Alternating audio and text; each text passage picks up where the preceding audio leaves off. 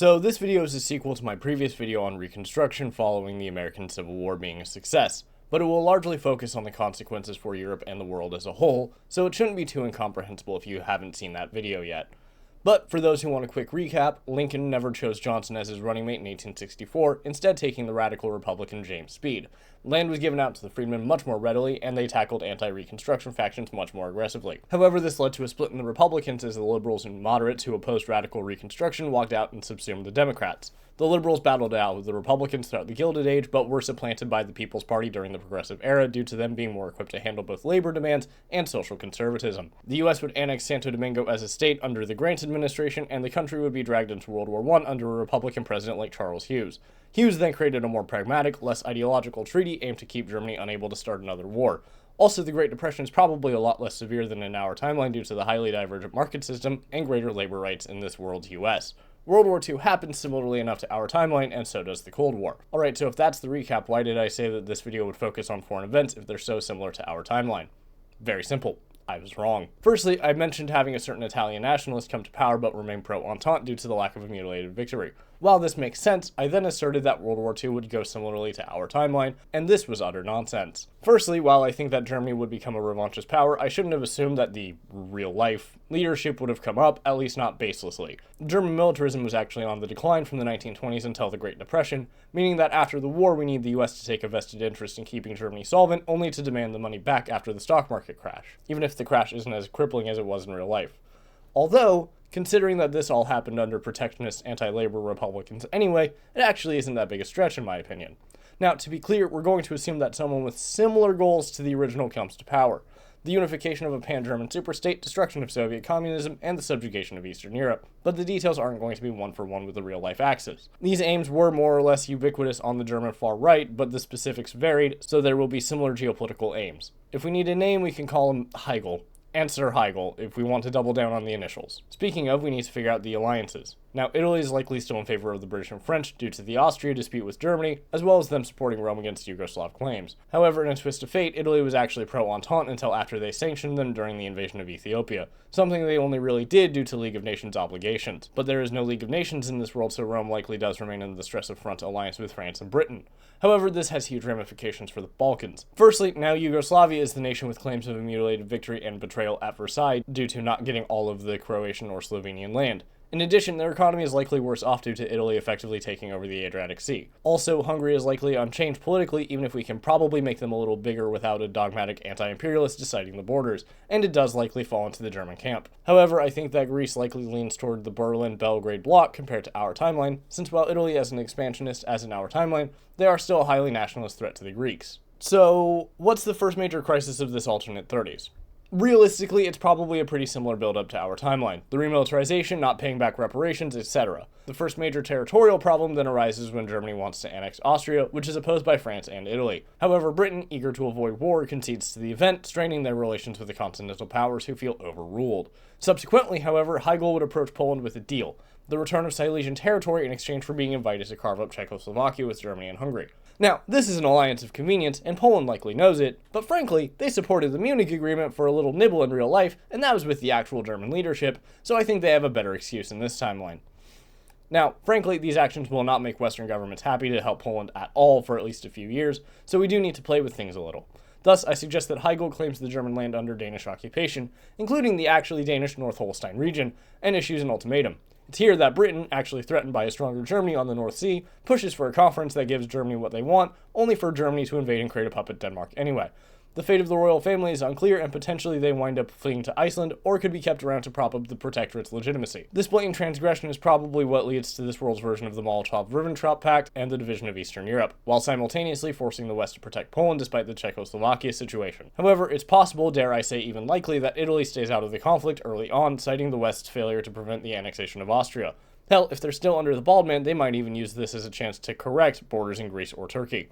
France likely suffers similar morale problems to our timeline, resulting in something akin to the Phony War. While France does have the coal-rich Saarland, I don't think that this would be enough to tip the scales against the Germans, and their morale might even be worse with Italy shrugging off the conflict. As a result, while the Battle of France is unlikely to go the exact same as in our timeline, France still falls since Germany can focus on the West exclusively. Also, when France falls, I fully expect Italy, with tacit approval from Britain, to occupy French Syria and possibly Tunisia.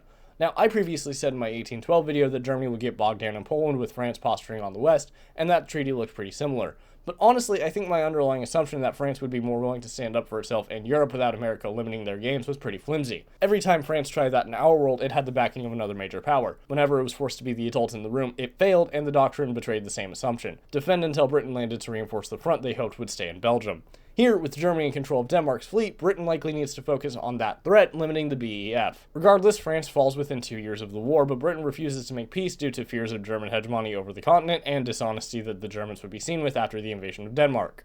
Basically the same reasons that Britain refused to make peace in real life. Now, what does any of this have to do with the States, let alone Reconstruction? Well, in our world, the US was still recovering from the Depression during this period, and the fall of France led to Japan occupying Indochina, which in turn led to Roosevelt seeking a third term. However, here the US economy never quite dipped so low, though Japan is still occupying Indochina and relations are tense. However, without the tag team, I don't think that the president would seek a third term. Assuming the Republicans largely controlled the 20s and took the blame for the economic drop-off as a result, however, that means that 1932 to 1940 would be under the People's Party. That being said, it's hard to guess if the Republicans creep back in or if the People's Party replace the incumbent and win. So... 3 heads. I guess the Republicans win in a landslide. Maybe the populist administration was too corrupt for the people, or the new candidate was exposed as gay or something. Either way, the Republicans are unlikely to be nearly as Anglophilic as Roosevelt, so they will focus on Japan. However, the fact is that while our fictitious German regime is more rational than their real-life counterpart, they're still highly incentivized to attack America.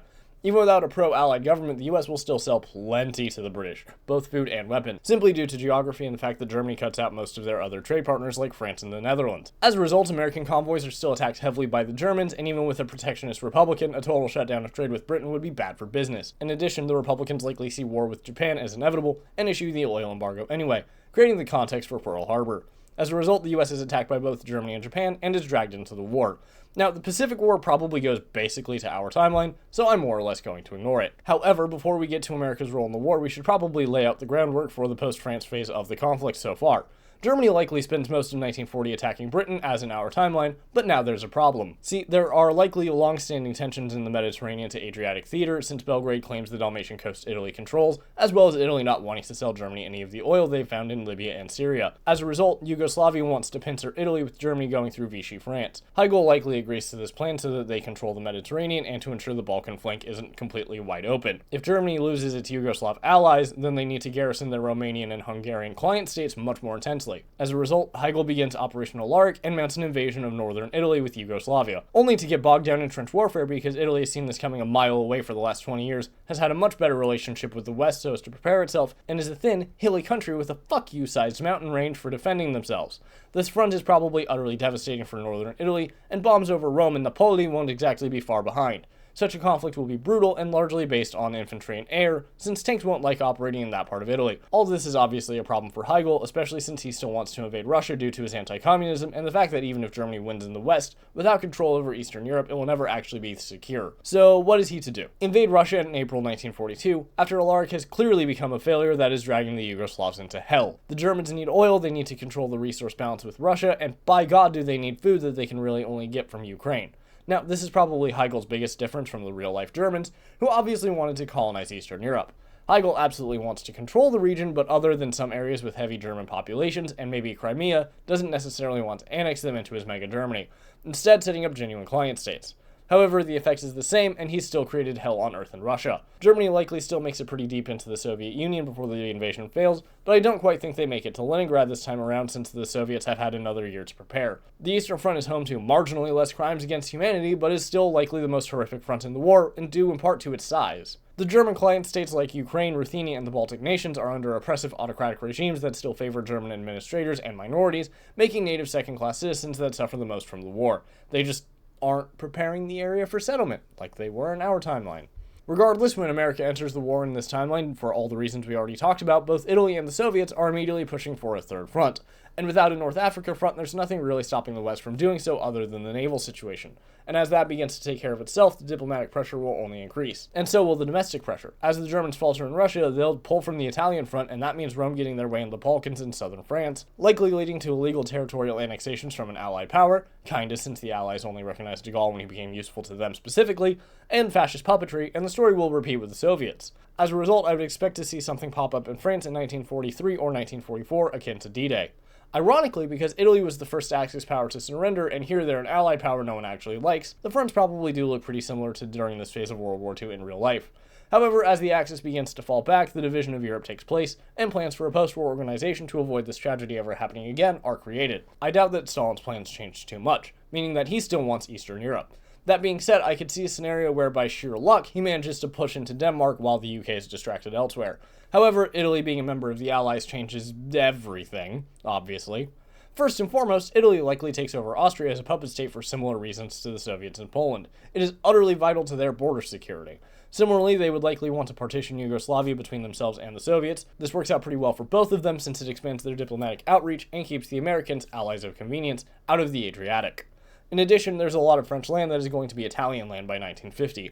Tunisia, Nice, Savoy, and especially Corsica. To Italy, this is fair compensation for Vichy France invading them, and Vichy France was the legitimate government at the time. And while they might not officially annex Syria and Djibouti, they are not exactly about to give it back. Likewise, they probably get an occupation zone in Germany instead of France, but it still goes to West Germany eventually. And finally, they probably get France's United States Security Council seat. Now, why am I bullying France so much? Well, to be blunt, de Gaulle got very lucky that he got British and American recognition as the leader of France, and that they even pretended France would regain its position as a colonial superpower.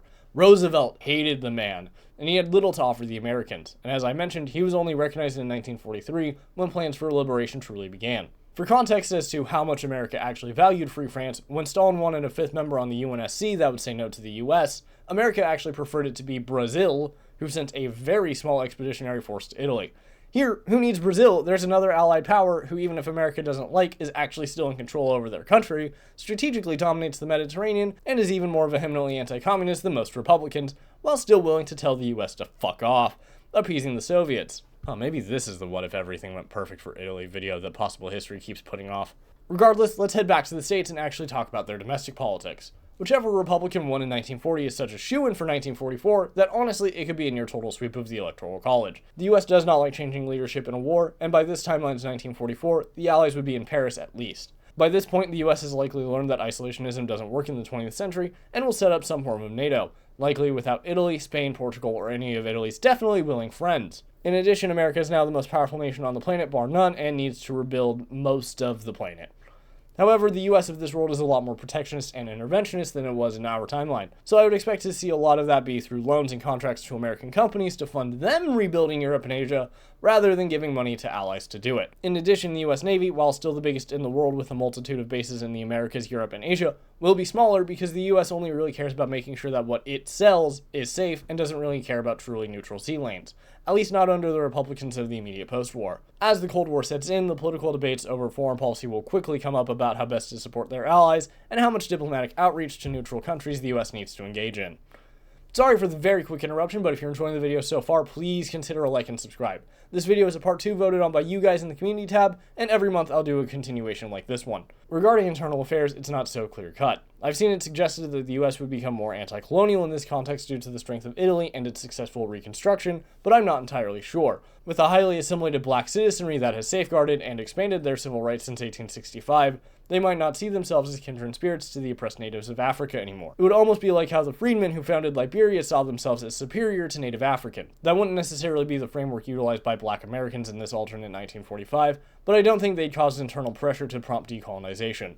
Similarly, while the People's Party are socialist, they are also socially conservative, and probably don't care about what their allies get up to in their own colonies. Again, at least not immediately. When it becomes advantageous for the US to favor decolonization, such as the Soviets making serious ground in Africa due to their stance on the matter, then America will likely start leaning into it more.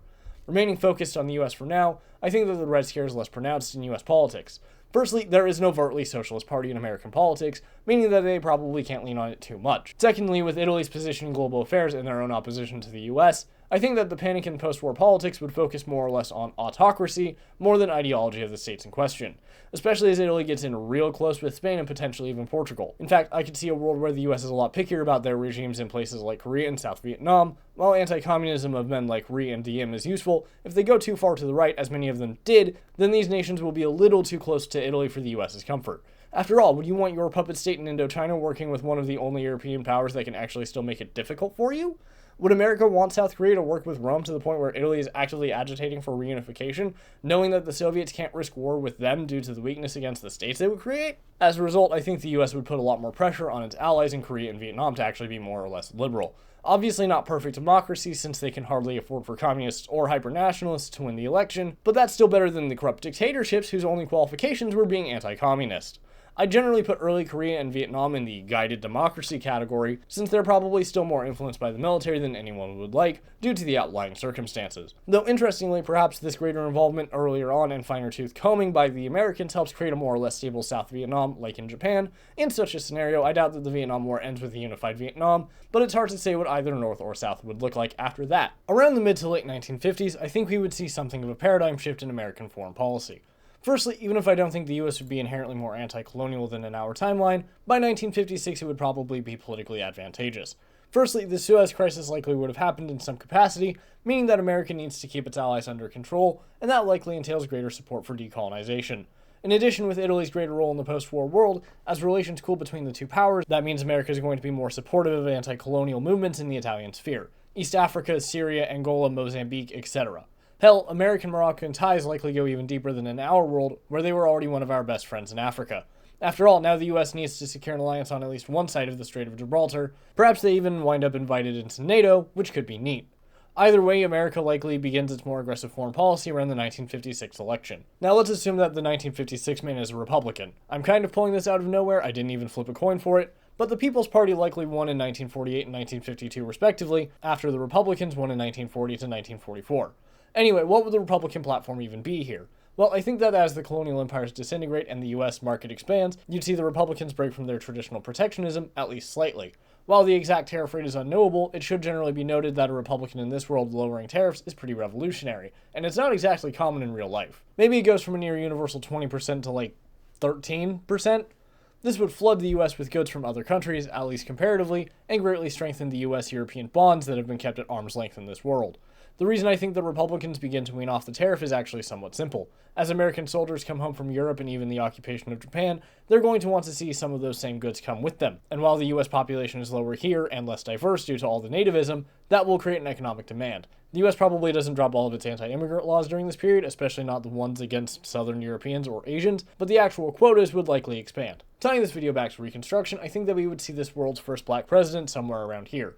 In my earlier video in this timeline, I mentioned that the army would remain segregated until after World War I, and that a black president could be possible after World War II. In this world with a stronger, more robust black citizenry after World War II, the series of elections from 1948 to 1960 likely sees a greater increase in black politicians, even from states without black majorities like Mississippi and South Carolina. Thus, in either 1960 or 1964, one of these men, especially a World War II veteran, has a pretty decent chance in my opinion.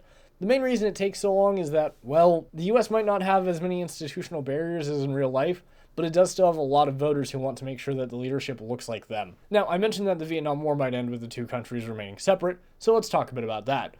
In this world, South Vietnam is a lot more democratic and likely received a bit more aid from the US prior to the outbreak of the war, both as a result of this liberalism and the need to contain Rome. However, when the North invades, the US is still in for a brutal slugfest that involves a draft.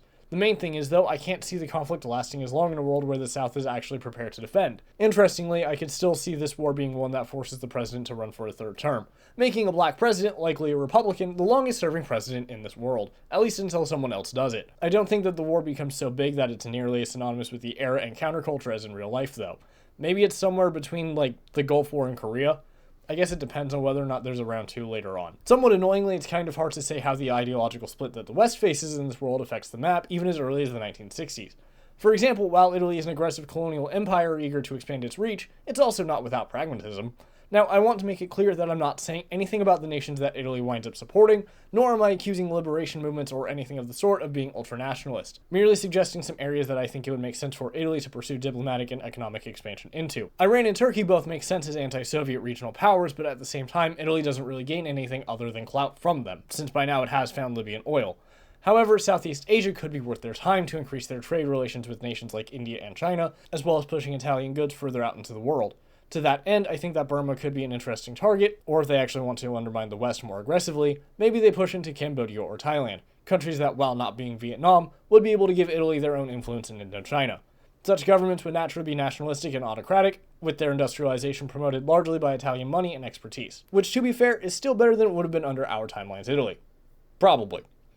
Also, Italy probably loves South Africa as they gain more and more independence from Britain, meaning that Pretoria is much less diplomatically isolated, which is actually bad. Another potentially pro-Italian nation from our timeline could be Peronist Argentina, but other than that, it gets difficult. In addition, I'm not exactly sure what countries would willingly look to Italy to support them getting independence, but I guess I could see French West Africa doing it. Now, I've been acting like Italy would get to keep its empire while the British and French wouldn't, so let me explain why. Firstly, Italy sniped a bunch of the French Empire during World War II, leaving it sorely reduced and rather unstable even compared to real life. Secondly, in a lot of cases the West would win the military battles, but be forced to withdraw due to backlash at home and abroad. This is what happened to Portugal and the Netherlands respectively. Portugal faced a revolution due to the expense of keeping the colonies, whereas the US extorted the Netherlands to leave Indonesia or lose Marshall Plan money. A combination of these factors and the loss of India causing the disintegration of the British Empire specifically. In contrast, Italy doesn't really have to care too much about foreign backlash since it leads its bloc and isn't getting much from the US, and its colonies are actually a lot more useful than the British and French are. With its control over East Africa, it has a massive advantage regarding trade with Asia, and could even threaten the Egyptians by cutting them out of the Red Sea. Similarly, Italian Libya and Syria, which they would not be giving back, would be massive oil deposits. While Ethiopia is likely the recipient of plenty of Western and Soviet aid and intervention, the Italian Empire writ large seems sustainable and useful, at least in the short term. Now, so that I can pretend that this video isn't entirely about Italy and America, what are the rest of Europe up to? Well, I think that Britain is more or less going down a similar path to our timeline, though perhaps the Tories are a bit more opposed to decolonization in a world where Italy gets to keep their stuff, but ultimately I think that without India they're kind of SOL. France, on the other hand, France is going to be a mess. Not only did Italy occupy their colonies during the war, they also took their claims in the French mainland during the actual reclamation, and by the 1960s would have refused to give a damn acre of it back. You'll have nationalists like de Gaulle and Badat who likely see this as a betrayal of France by the Western Allies, who did not like Free France very much to begin with, and who want war with Italy as well as nuclear weapons. In contrast, you'll likely have a lot of other people arguing that the problem with Italy means that France needs more support from the West or even the Soviets. Though I won't make any claims as to which faction emerges triumphant. With de Gaulle's stature in post-war France, I want to assume him, but at the same time, maybe agitating for war or the diplomatic isolation of a great power that is helping to rebuild your country is what finally breaks his position. West Germany is also likely deeply affected. While I think that Italy would probably allow for their occupation zone in Germany to transfer to West Germany, let's not act like they'd instill values of liberalism and democracy in Bavaria. As a result, unless West Germany persecutes Hegelian administrators intensively in the downtime, they probably get off scot-free. And that's ignoring how many of them are probably instrumental in Italian-occupied Austria. In fact, the West might not even care that much about Hegel's men still being around in Bavaria, since with Soviet Denmark, they need every officer they can get. Hell, cities like Hamburg and Bremerhaven are probably allowed to remain utterly massive naval bases entirely to support the NATO countries of Sweden and Norway. In general, the denationalization of Germany is a lot weaker than in our timeline, which is upsetting when you consider that neither side really did the best job of it in real life. Now, obviously, any party that openly calls for the reclamation of certain lands is going to be banned by the Allies, but that won't stop some fake repenters from getting into office. Alright, so now for the part of the video where I talk about how the US definitely doesn't warm up to China like every other Cold War scenario I do. Except, I actually think it could this time around.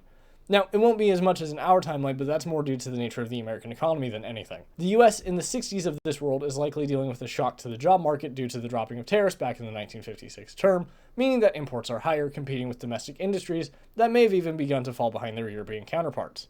Thus, if there's an economic bubble, such as in agriculture due to some dodgy loans, or even the US simply not needing as much food as it returns to a more civilian-based economy after the Korean War, this and the lower tariffs could even cause an economic depression. Not a great depression, and I think the economy would bounce back decently well. The lower tariffs likely lead to the US selling more by the end of the 1960s than before the reduction, but this world's 1960s would look like a less shitty version of the 70s. Now, as the 1960s continue on, the idea of MAD to prevent World War III becomes paramount. The US and Soviets likely get their nukes on time, but does Italy get them at all? Well, the Italian Empire doesn't actually have any major deposits of uranium, but you know who does? South Africa, who again are very fond of the Italians. In fact, South Africa even had their own nuclear weapons briefly, so I could see Italy buying up their uranium and hiring their scientists. Now, I actually think that Italy's nuclear doctrine would be more like France's than the US, i.e. they would be willing to launch a first strike since they lack the strategic depth of the other major nuclear states. As a result, the edges of the Italian Empire, Piedmont, Venice, Tunisia, Somalia, and even Greece would all be logical silo locations. In addition, their allies in South Africa, Burma, and maybe even Argentina would all be able to host Italian weapons. And if they can get a Central American buddy, then all the better. Now, heading into the 1970s, as the US economy recovers with both Vietnam and Korea split for the foreseeable future, I could see the US turning its attention toward the weaker link in this tripartite Cold War, Italy. While Italy is a nuclear power that has the economic leverage to remain relevant, it's much less secure than the Soviets or Americans. Anti-colonial resistance will see absolutely massive funding by the US in Ethiopia and Somalia, and the amount of money poured into Angola and Mozambique will give the Portuguese Empire of Vietnam more of its own. The Carnation Revolution was in 1974 in our world, where the US was ambivalent to Portuguese colonialism. Here, with them being actually opposed to such imperialism, they could cause Portugal to withdraw and transition to a neutral democracy by 1972 or even earlier. And honestly, they don't even have to do anything about Franco. Juan Carlos is just going to force democracy back down Spain's throat anyway. With the instability of East Africa undermining Italy's main economic advantage and the loss of its most important captive markets, the Italian economy will suffer, which will embolden calls for rights and protests for democracy, making it almost like a second Carnation Revolution by the end of the 70s. However, with such a fall of fascism, we can't know the exact borders of Italy. They really wanted to make Libya the fourth shore of the nation and had an extra 30 years to do it, and they could play similar games with the rest of the empire to break their national identities and tie them to Rome. Now, I don't want to say that the 1980s and 1990s go the same as our Cold War, but I do think that without their third member, the American-Soviet rivalry would get more intense again. However, while the Soviets probably have a few more good years in them with the Americans focusing on Rome and having access to Denmark for international trade, I don't see them making it to the millennium in this world. However, unlike the FDR video, I don't think that the Soviet sphere is so bloated that the military develops a major influence, and thus the collapse would resemble the more or less civilian one of our timeline. And with that, I do think I need to end the timeline here. As the sun rises on a new millennium, American hegemony is secured. A hegemony of democracy and freedom for millions. Italy likely rebuilds from its period of competition with the US and Soviets under a new pro-Western democracy that holds on to the remains of its empire best it can, while the Russians are still struggling under the collapse of the Soviet Union. The two Vietnams remain split as the North is likely pulled into the Chinese sphere of influence, while the South remains an American ally. However, below this optimism of a new era, the scars of war remain. The Italians are clinging to a dying colonial regime, and Germany is not truly repentant for its crimes in the previous war. The world is likely poorer than in our timeline as the US remains much more protectionist, even if this paradigm has begun to shift since the 1950s. But the result is that many nations that were developed by trade with the US are now worse off than in our timeline. Even so, at the end of history, the world is better off now more than ever. Thank you so much for watching, and have an amazing day.